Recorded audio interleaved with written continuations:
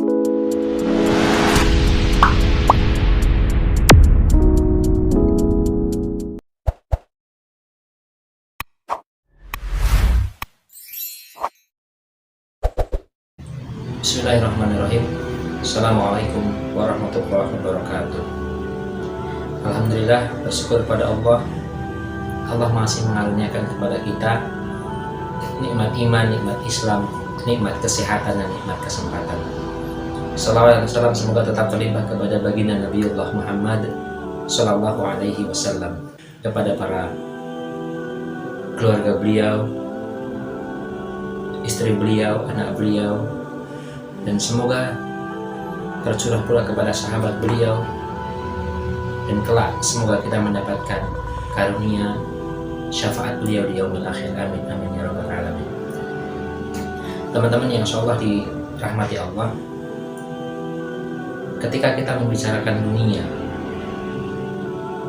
maka kita harus mengingat bahwa Allah Subhanahu wa Ta'ala telah menggariskan dalam banyak ayatnya di dalam Al-Quran bahwa wa mal hayatud dunya illa lahwun wa la'ibun, dan kehidupan dunia itu tidak lain hanyalah permainan dan senda gurau belaka.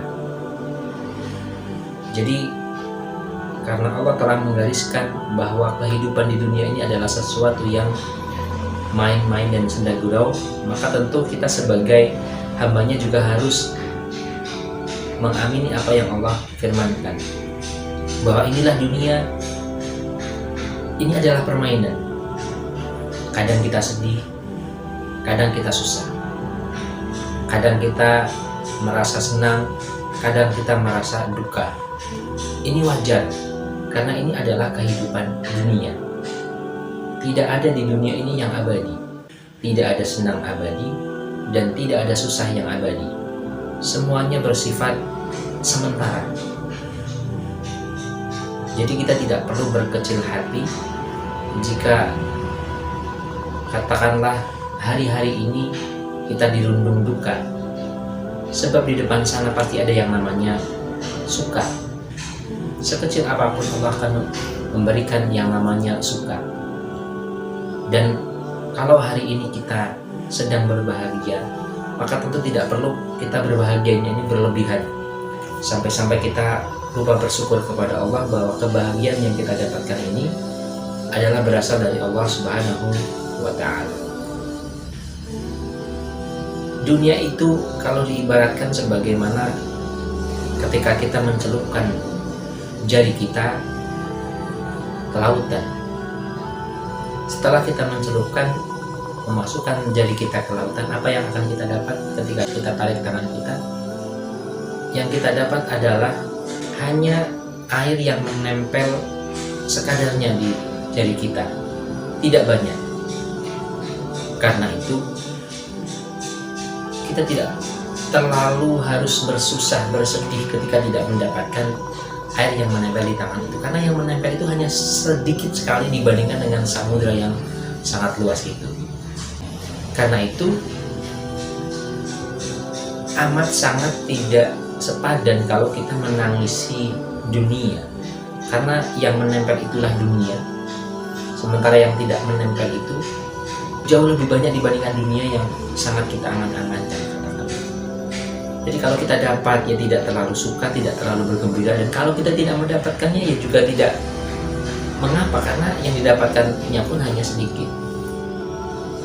Nah, sebagai orang yang beriman kepada Allah, kita juga meyakini bahwa ada sebuah hadis yang menyebutkan bahwa dunia ini adalah penjara orang yang beriman dan surga bagi orang yang tidak beriman. Ini penafsirannya juga bisa dua hal.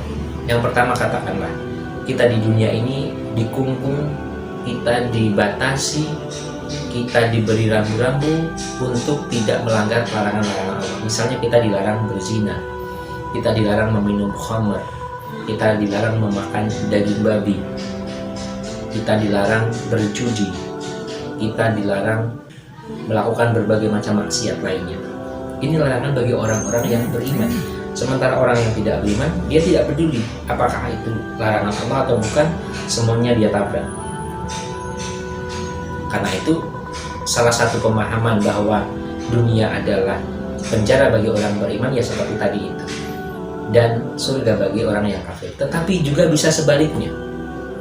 Jadi kita misalnya umpamakan ada orang yang kaya raya, dia mendapatkan kesenangan yang berlebih, dan ternyata dia adalah seorang yang beriman, seorang muslim.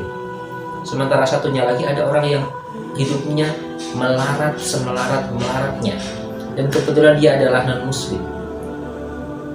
Kemudian si non-muslim ini, katakanlah dia mengetahui ada hadis ini, kemudian dia bertanya kepada orang yang kaya raya tadi, padahal dia adalah seorang yang beragama Islam. Dia tanya, "Wahai fulan," katakanlah, "kamu ini bukan seorang yang beragama Islam, kamu bukan muslim."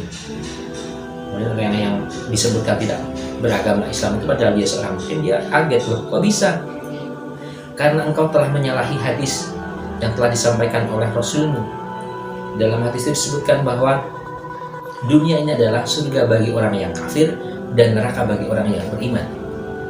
Sementara engkau tahu sendiri, engkau hidup bergelimang harta, engkau mendapatkan kesenangan. Bagaimana mungkin engkau mengaku sebagai orang yang muslim? Sementara aku yang orang yang kafir, yang tidak beriman kepada Allah. Bagaimana mungkin hadis itu benar? Karena hidupku susah melarat seperti ini. Tidak sebagaimana dirimu yang hidup dalam kemewahan, hidup dalam kesenangan, hidup bergelimang harta." Kemudian orang muslim yang disebutkan seperti itu, dia menjawab dengan sangat santun. Ujarnya, "Yang engkau katakan bahwa Rasulullah Shallallahu Alaihi Wasallam pernah bersabda seperti itu adalah benar adanya. Bahwa dunia ini adalah penjara bagi orang-orang yang beriman dan surga bagi orang-orang yang kafir."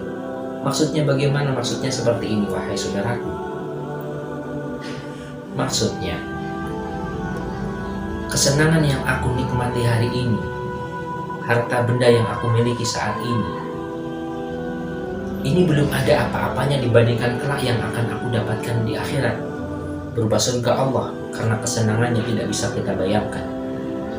Jadi ibaratnya aku masih di penjara di dunia ini untuk bisa merasakan kenikmatan-kenikmatan yang ada di akhirat. Sementara engkau walaupun hidup melarat seperti ini, susah, tidak mendapatkan kesenangan di dunia, tetapi pada hakikatnya ini adalah surga bagimu. Kenapa surga bagimu? Karena kelak engkau akan mendapatkan kesengsaraan yang jauh berlipat-lipat dari hari ini. Nah, dialog seperti ini itu pernah terjadi pada salah seorang ulama. Dan orang yang melarat ini kebetulan waktu itu adalah seorang yang memang belum beriman kepada Allah Subhanahu wa taala. Mendengar jawaban ulama ini, orang itu kaget dan dia baru sadar akan apa yang telah disampaikan oleh ulama yang ternyata kaya raya ini. Nah, akhirnya orang itu beriman kepada Allah, dia bersyahadat, asyhadu an la ilaha illallah wa asyhadu anna Muhammadar Rasulullah.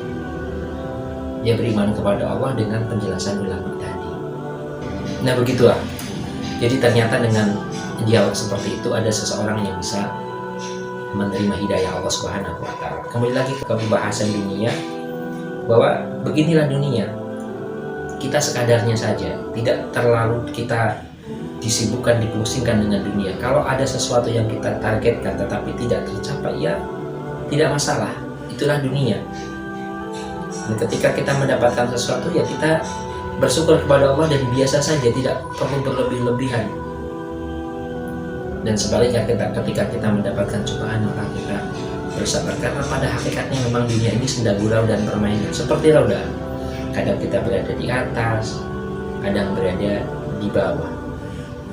Dan perlu diketahui bahwa kelak orang kafir yang sangat bahagia di dunia ini, ketika kelak dia diperlihatkan neraka, baru diperlihatkan, kemudian ditanya kepadanya, "Wahai fulan, apakah engkau pernah merasakan kesenangan?" Padahal selama hidupnya dia adalah orang yang paling senang di dunia. Dia menjawab, "Aku belum pernah mendapatkan kesenangan, belum pernah merasakan kesenangan, wahai Rabb." Kemudian didatangkan orang yang paling melarat hidupnya di dunia, dia muslim. Dia ditanya ketika dia diperlihatkan surga kepadanya, dia ditanya, pernahkah engkau merasakan penderitaan di dunia, wahai hambaku? Dia menjawab, aku sama sekali belum pernah merasakan penderitaan. Jadi begitu dahsyatnya kehidupan di akhirat. Orang hanya melihat saja, baru melihat saja, sudah sampai menghilangkan apa yang ada di dunia. Karena memang tidak sebanding apa yang ada di dunia dengan apa yang ada di akhirat. Dunia ini serba fana, sementara di akhirat itu kekal, abadi selamanya. Karena itu jangan pernah kita tertipu oleh kehidupan dunia. Kita hidup di dunia ini ibarat kata sedang menyiapkan perbekalan menuju negeri akhirat. Jadi jangan sampai kita terperdaya sehingga kita lupa dengan tujuan kita. Demikian, semoga kita bisa lebih bijak lagi dalam menapaki kehidupan kita di dunia yang makin hari makin habis jatah waktu kita, karena umur kita akan sampai pada sebuah titik ketika kita dipanggil Allah Azza wa Jalla. Demikian, kurang dan lebihnya kami mohon maaf. Assalamualaikum warahmatullahi wabarakatuh.